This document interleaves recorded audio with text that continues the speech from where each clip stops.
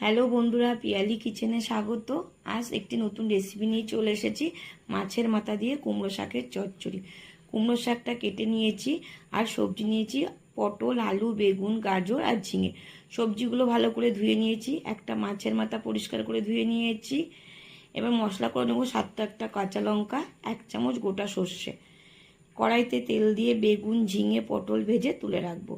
আবারও সামান্য তেল দিয়ে আলু, গাজর ভেজে নেব। ভাজা হয়ে গেলে কুমড়ো শাকটা দিয়ে দেবো, পরিমাণ মতো জল দিয়ে দেবো, কাঁচা লঙ্কা, সর্ষে বাটাটা দিয়ে দেবো, পরিমাণ মতো আবারও নুন, হলুদ দিয়ে দেবো। সব সবজি সিদ্ধ হয়ে এলে বেগুন, পটল, ঝিঙে ভাজাটা দিয়ে দেবো।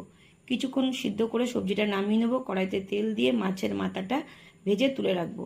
আবারও তেল দিয়ে শুকনো লঙ্কা, রসুন কুচি, 5 ফোড়ন দিয়ে নাড়াচাড়া করে সিদ্ধ সবজিগুলো দিয়ে দেব। কিছুক্ষণ অল্প আঁচে রান্না করে নেব। ওপর থেকে দিয়ে দেবো স্বাদ মতো চিনি। ব্যাস হয়ে গেল আমার